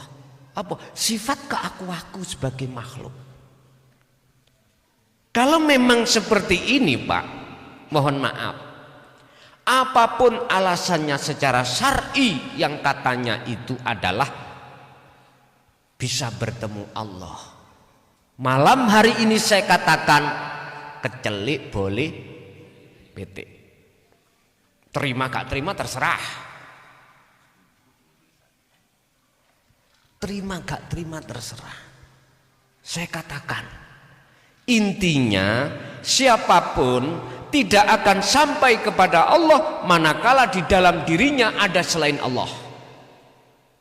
Intinya di situ bahasa syariat, siapapun kita tidak akan bisa masuk ke surga manakala di dalam hati kita masih ada syirik. Intinya seperti itu. Walaupun syirik itu sekecil darah sebiji sawi. Ngapunten ingkang kathah. Selama ini yang kita kenal syirik itu cuman syirik jali, Pak, syirik yang jelas. Tapi ada syirik yang kita sadari, yang tidak kita sadari, yang disebut syirik khafi, yang halus, lebih halus daripada angin ataupun air. Apa? Ngaku kalau saya yang sosial. Kalau seperti ini, saya berani taruhan nggak akan pernah bisa ketemu Allah, kecuali ketika saat jenengan ini posisi memang sosial tinggi, terus ning ati sampai itu nggak ada pengakuan jenengan yang bisa melakukan. Semua itu sumbernya dari Allah. Beda kalau gini, kan jelas la haula wala quwata illa billahil aliyyil azim. Udah jelas. Niku jawabannya yang pertama. Yang kedua, apa? Innalillahi. Oke. Kebanyakan kita itu, Pak, mengerti innalillahi kalau jatuhnya kematian. Padahal itu maksudnya pelajaran yang tidak harus hanya jatuh pada waktu fisik dalam kematian. Apa sih hakikati innalillahi wa inna ilaihi rajiun? Ini sudah kami jelaskan di kitab awal edisi pertama, jilid pertama. Ini kalau orang Jawa disebut sangkan paraning dumati. Endi sih maksudnya? Ngeten. Memang proses manusia awalnya itu tidak ada terus diadakan oleh yang ada. Akhirnya kita merasa ada gara-gara ada iblis yang masuk. Di saat kita sudah akil balik, baru di situ ditanamkanlah kita pengakuan diri. Kalau diri kita itu wujud, kalau diri kita bisa ini, bisa itu, punya ini, punya itu, merasa biasa, itu proses kita. Nah, sekarang lakukanlah tindakan wa inna ilaihi rajiun. Apa? Tiadakan perkara yang kau anggap ada. Otomatis ini butuh faktor untuk membersihkan ini. Apa? Ilmu, amal, istiqomah. Barulah proses sangkan paraning dumadi akan terjadi. Barulah wa inna ilaihi rajiun akan terjadi. Ketika saat sudah kembali sampai dikatakan detik-detik wusul, maka nyatalah sejati yang wujud.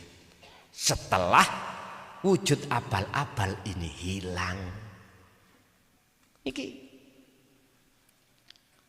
Terus kalau dikatakan nyatalah wujud asli yang wujud itu terjadi atau dalam kurung disebut makrifat, berarti yang bisa melihat Allah itu Allah sendiri. Bagaimana mungkin kita sebagai makhluk yang asalnya tidak ada, terus kita merasa ada, terus kembali tidak ada? Bagaimana mungkin perkara yang tidak ada bisa melihat yang ada? Gak mungkin. Yang bisa melihat yang ada adalah yang ada sendiri. Inilah maksudnya makrifat itu. Inilah yang disebut wa inna ilaihi rajiun.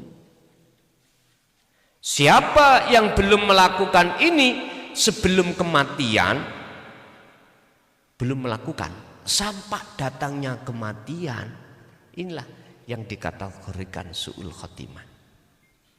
Ini walaupun siap nonton pakai gadget keren, limit sampai 80 juta, cicilan hingga 12 bulan, bunga terjangkau. Walaupun dia ingat Imam Ghazali,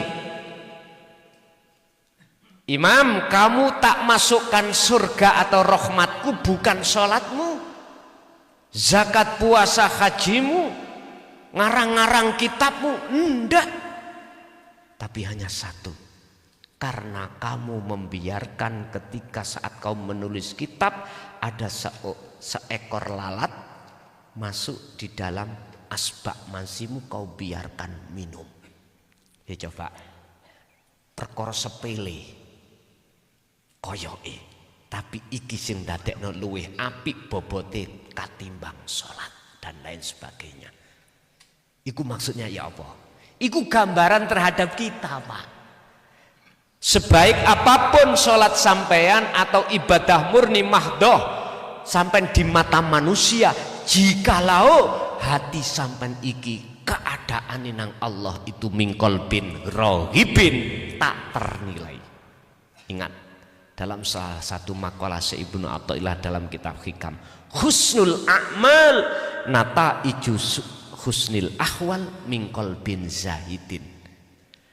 Laku dohir apik di mata Allah, urusan di mata manusia itu apik atau ora terserah, itu tergantung buah yang muncul keadaan dalam hati kita.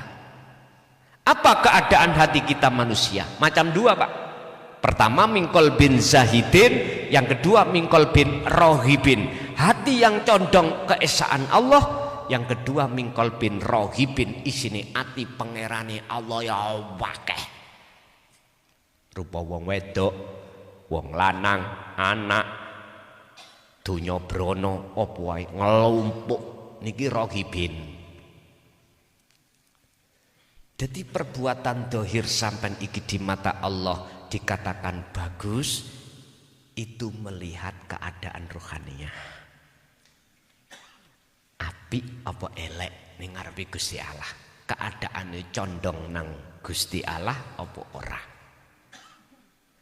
Lah inilah pada saat beliau Imam Ghazali menulis, terus ada lalat hatinya bertajali. Tapi bukan berarti sholatnya tidak bertajali, enggak. Niku perbandingan. Tinggal pertanyaan kita bagaimana? Sama dengan 21 wanita penghibur hidung belang, hanya gara-gara ngombeni guguk anjing ngelak kok mlebu swarga. Ngen-ngeneng pikir lho, Pak, gak tutup. Jawabannya karena apa? Litauhidillah.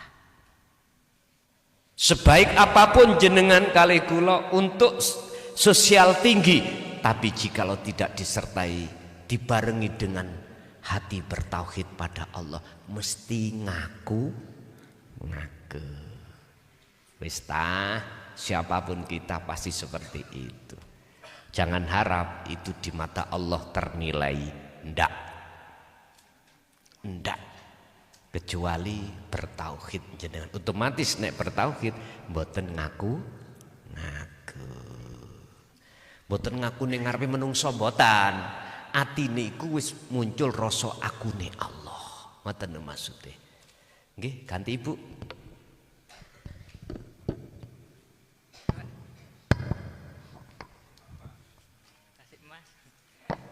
Assalamualaikum warahmatullahi wabarakatuh.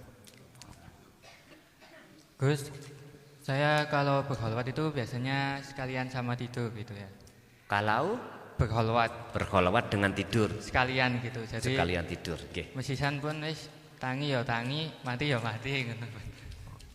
Nggih.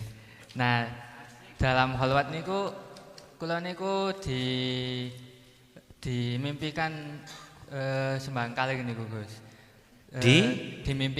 Dimimpikan baik itu secara sadar dan tidak sadar. Nggih.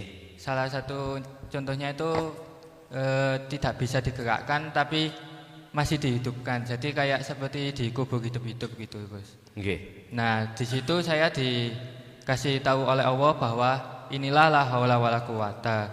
Meskipun kamu bahwasannya seperti hidup tapi kamu nggak bisa ngapa-ngapain kalau bukan karena Allah.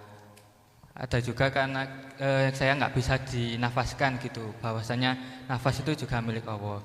Cuman pas bangun tuh banyak yang lupa Gus. Jadi pas mimpi tuh kayak, oh saya masih kurang di ini, saya masih ngaku-ngaku kayak oh saya masih ngaku-ngaku kalau nafas ini nafas saya masih ngaku-ngaku kalau pergerakan ini pergerakan saya. Cuman kalau bangun tuh ada yang ingat, ada yang enggak gitu Gus. Nah, bagaimana yang enggak ingat itu Gus? Padahal udah dikasih clue kayak gitu sama Allah. Itu untuk pertanyaan yang pertama.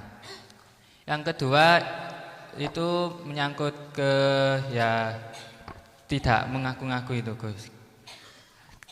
Kayak kita udah menolong orang gitu ya Gus ya. Udah lupa itu, udah gak ngaku-ngaku.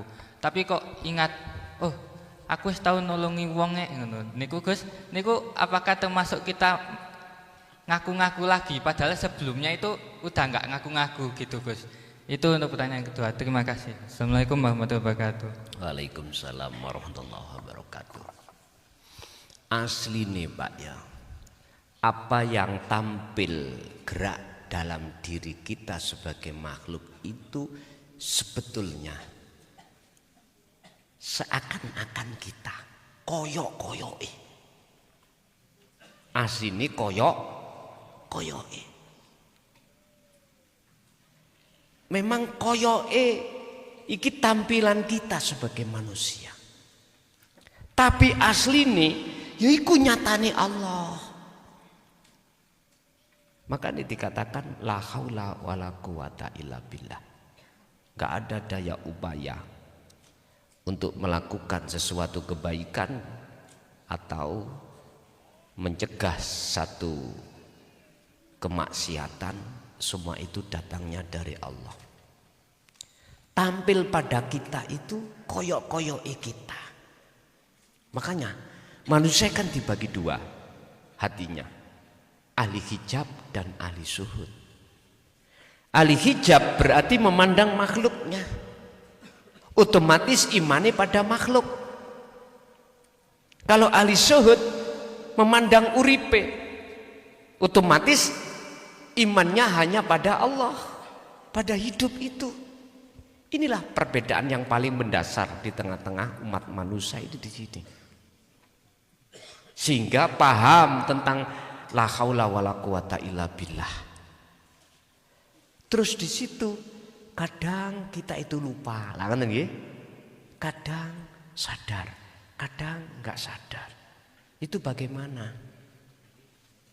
Tadi saya katakan kembali kepada posisi kita di poksi mana, diletakkan mana, makfudkah atau maksumkah?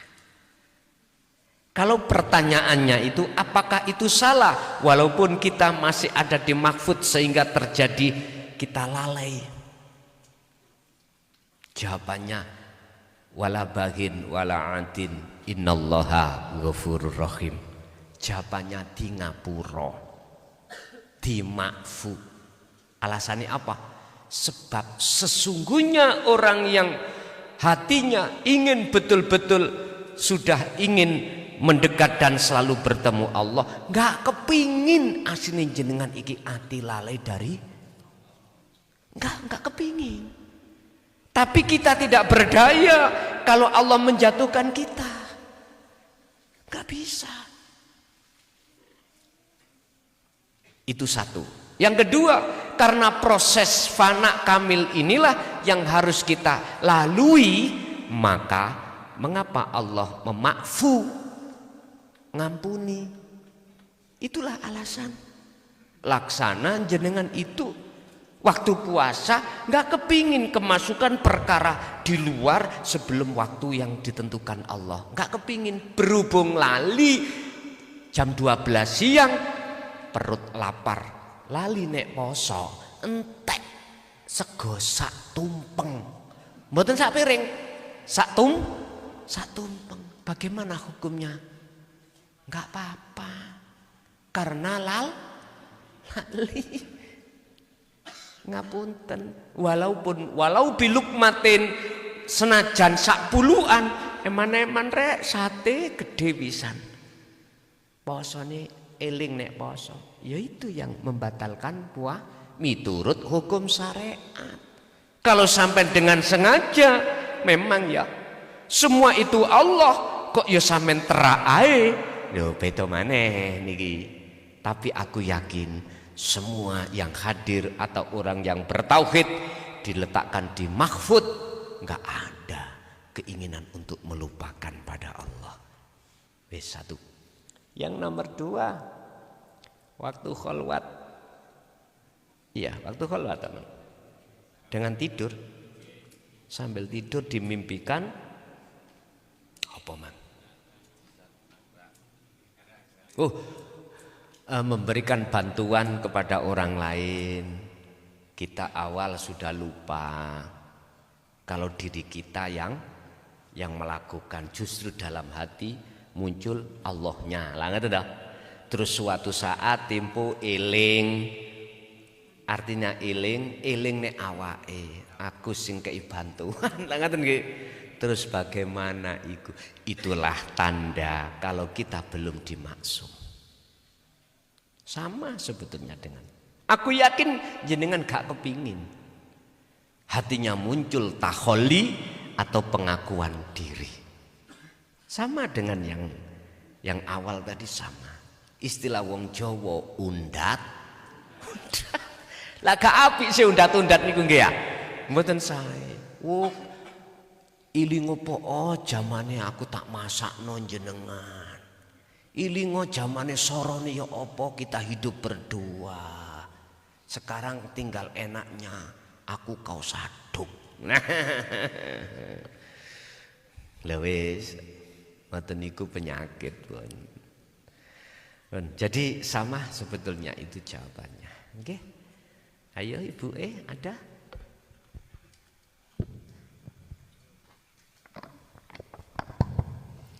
Assalamualaikum warahmatullahi wabarakatuh.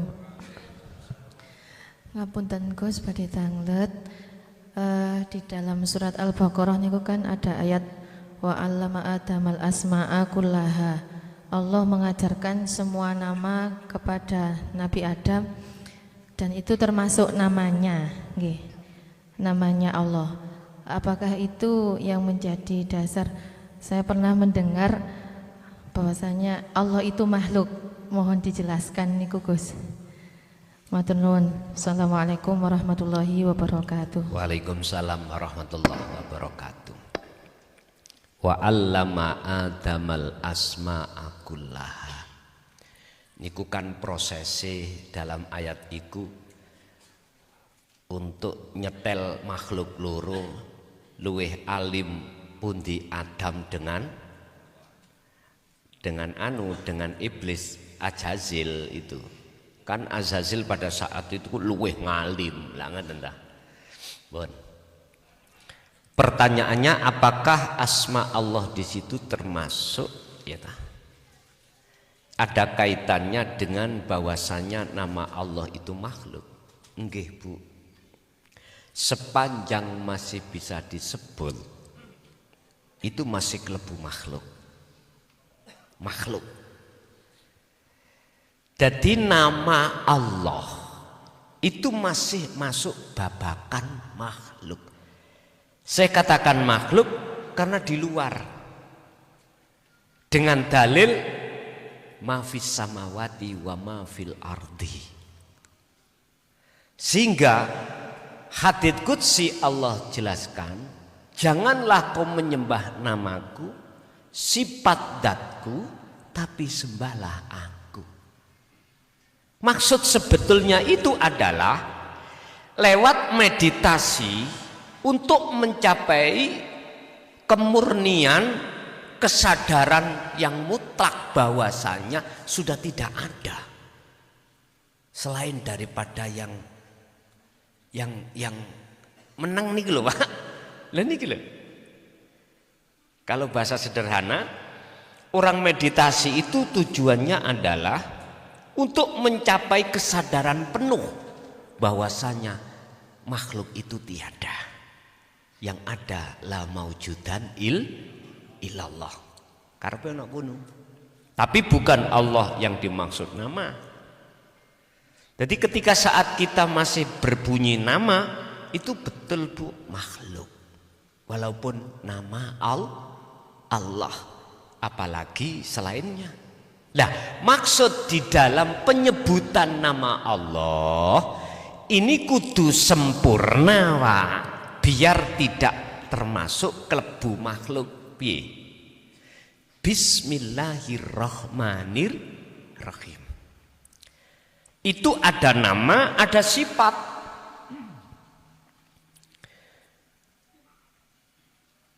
Kelawan menyebut nama Allah, jenengan ngucap Allah, maksudnya bukan nama. Substansinya, tujuan kita, makhluk syahidnya adalah yang memiliki wujud nama. Yang memiliki nama itu siapa? Akhirnya dijelaskan lewat sifat Ar-Rahman, Ar-Rahim. Lebih ke dalam lagi, yaitu sesuatu yang memiliki sifat Rahman dan Rahim. Jadi mari nama terus sifat. Loh, di dalam sifat itu siapa? Dalam sifat itu siapa? Ini kudu kejar terus, Pak, kudu kejar terus. Supaya kita tidak terjebak di dalam syirik khafi. Supaya kita sesuai dengan hadis qudsi tadi, dawuh Allah yang tidak tersirat di dalam Al-Qur'an. Disebut hadis qudsi di situ. Janganlah kau menyembah namaku, sifat datku, tapi sembahlah aku. Dengan cara jenengan membuang keakuan diri sebagai makhluk itulah nanti dengan sendirinya aku nih Allah muncul. Otomatis nih Pak. Ketika saat cahaya makrifat itu didatangkan Allah, maka disitulah hilanglah perkara yang kita anggap wujud dan nyatalah perkara yang kita anggap gaib, yaitu Allah. Ya aku itu tadi. Akhirnya dijawab di dalam surah Toha ayat 14, innani anallah la ilaha illa ana. Ini Bapak Ibu hadirin jamaah rahimakumullah. Jadi leres Bu, nama Allah itu masih kegolong makhluk. Saya katakan makhluk karena nama. Sesungguhnya yang dimaksud asli ini Allah iku wujudnya, aku iku dalam diri jenengan. Ini enggak muncul nama. Bila mana dinamakan jenengan iki wong Islam Allah, tapi jero sampean iku duduk nama. Yang Nasrani Allah, tapi duduk nama.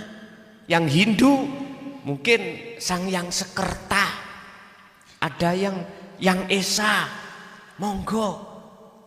Tapi maksudnya sesuatu yang di dalam dirimu itu yang tidak bisa kau sebut. Apa? Ya diem niku pun anteng pun. Nggih.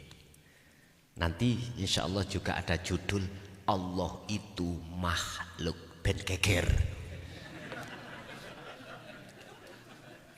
Cek nih penasaran, akhirnya buka kitab, buka.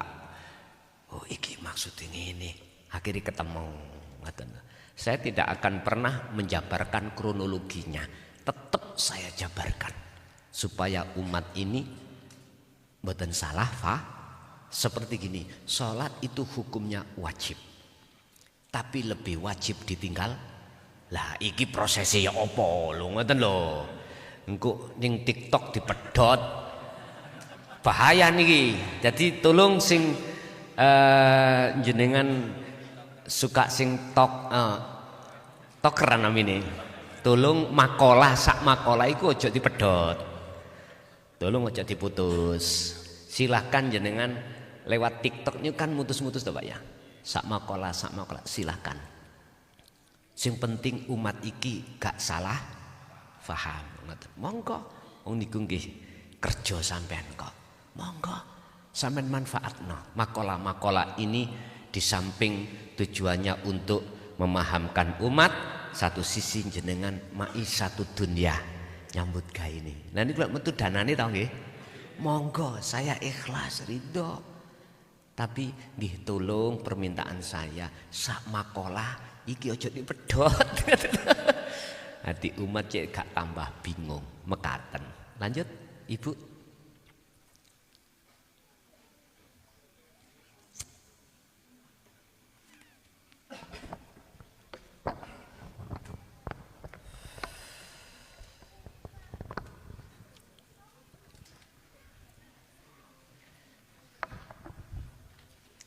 Assalamualaikum warahmatullahi wabarakatuh. Waalaikumsalam warahmatullahi. Gus, di Al-Quran itu Allah mengatakan bahwa aku itu lebih dekat dari urat lehermu.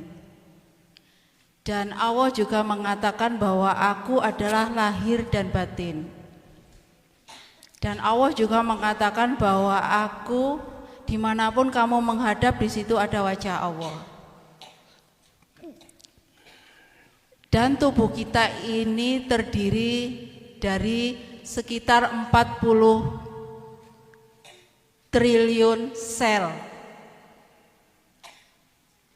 Entah itu berapa, mungkin sekitar 40 berapa gitu loh Gus. Mungkin di Google juga ada. Nah, di dalam sel itu ternyata sel itu berbentuknya bulat-bulat, tapi semuanya itu adalah ruang kosong. Sesungguhnya tubuh kita itu adalah ruang kosong. Dan alam semesta ini adalah kebanyakan adalah ruang kosong. Yang saya tanyakan Gus, apakah itu yang dinamakan sebentar. Ini yang namanya kecerdasan alam semesta ya. Nah, yang saya tanyakan, apakah kekosongan itu yang selama ini yang saya lihat, yang saya rasakan di dalam tubuh saya adalah kekosongan, apakah itu yang namanya Allah? Sampun. Ada satu lagi, Gus. Kalau semua ini adalah energi ya Gus ya. Kalau ada yang menyebut namanya energi, berarti semua yang ada di alam semesta ini adalah energi. Termasuk saya dan saudara-saudara semua di sini adalah energi yang sama, yaitu tiupan. Allah mengatakan bahwa kutiupkan ruhku. Berarti semua yang ada di sini adalah ruhnya Allah. Yang saya tanyakan, semesta ini adalah semuanya Allah. Allah meliputi segala sesuatu, termasuk di dalam hal benda-benda yang mati. Apakah itu benar Gus? Terima kasih. Assalamualaikum warahmatullahi wabarakatuh. Waalaikumsalam warahmatullahi wabarakatuh. Pertanyaan pertama mungkin jenengan healing tak? Kalau sering ngeten nih. Ingat nggih? Itu sebetulnya untuk mempermudah jenengan untuk bertemu. Jadi pertanyaan pertama, apakah kekosongan itulah wujudnya Allah? Betul. Betul sekali. Bahasa kekosongan miturut pandangan akal. Tapi pandangan hati justru sing wujud itulah sing kosong.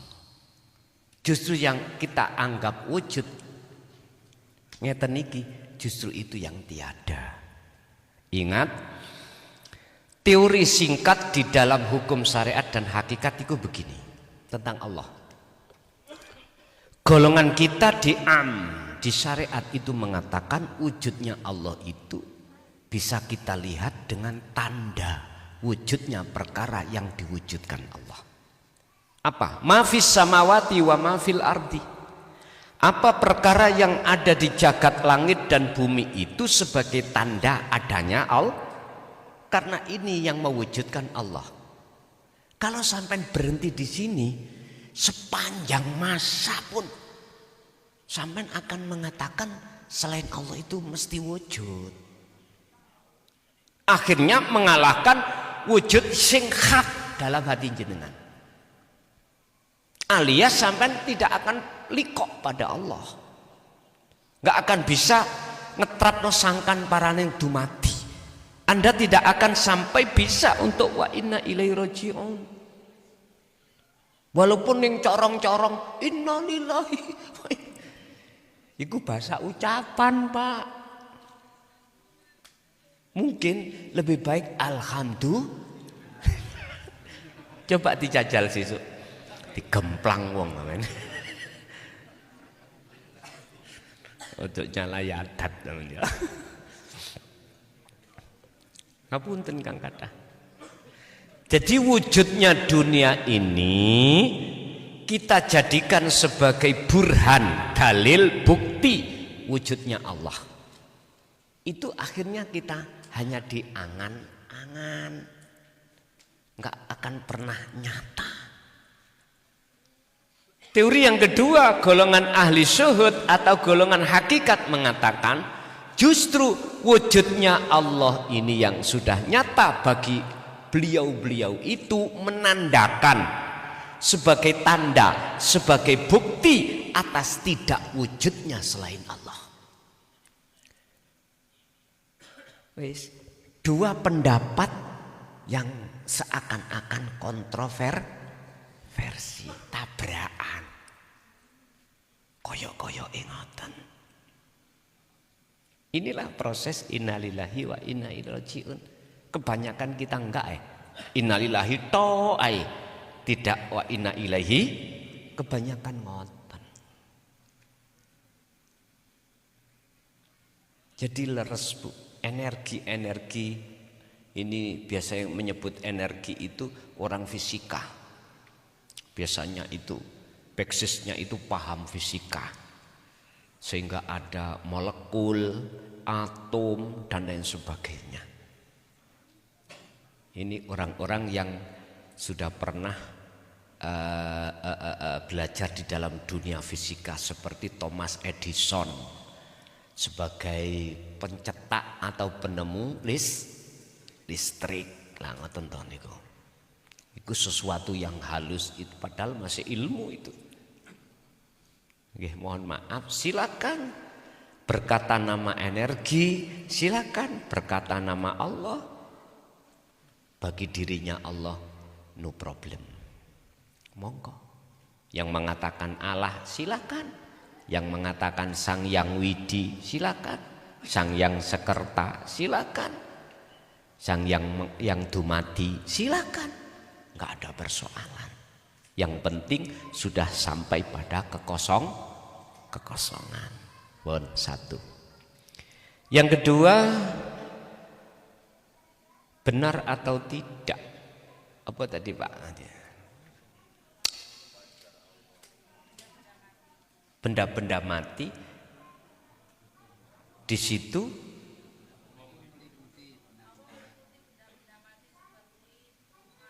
oh, nggih. Apakah benar Allah itu juga meliputi atas semua benda-benda mati atau bernyawa, makhluk bernyawa atau tidak? Innallaha sa'temeni Gusti Allah iku mukhitun, selalu meliputi ala kulli syai' ing atase saben-saben suci. Syai' bahasa syai' Quran ini tidak memandang bernyawa atau tidak bernyawa. Jadi betul Pak Bu, yang namanya wujud sejati ini, wujud yang kita sebut agama Islam Allah, apa yang jenengan katakan itu tidak hanya berada atau meliputi terhadap benda yang tidak mati atau makhluk bernyawa, dan juga ini termasuk makhluk yang tidak coba kacamata ini gila, makhluk yang tidak bernyawa toh. Nanti bukti nih kok isok ning gunono Allah.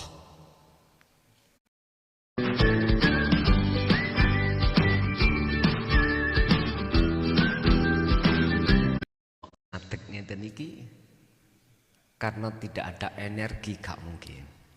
Bahasa energi lagi, bahasa energi. Apapun itu, walaupun diem, papan ndi buktine ananing Allah. Bisa ditulis. Muncul satu tulisan. Cagak kekuatan. Lah disitulah bukti kalau Allah itu di mana? Tinggal jenengan kali kula ati ki madhepe ning ndi? Nek miturut Quran ani budullaha, arahkan hatimu condong menyang sejatine sing wujud. Wastanibu, dan tinggalkanlah atau huta perkara yang tidak wujud. Bahasa Islam selain Allah. Sehingga konteks iman nang apa wae, jangan pernah kita itu beriman kalau kita makhluk yang melakukan, tapi harus beriman kita Allah yang melakukan. Allah kok kita? Iya ning Quran ono sing kita kok, nahnu. Tidak hanya ana, tidak hanya mufrad, tapi juga jamak. Itu menunjukkan bahwasanya suhudul wahdah fil kasroh, banyak tapi tunggal. Jenengan melihat banyak-banyak, Allah itu wakai. Tapi piye caranya? Bagaimana caranya? Hatimu iku keahad. Bukan banyak banyak wujudin, enggak, tapi tunggal. Jawabannya cuma satu. Anda harus memandang uripe. Pun titik.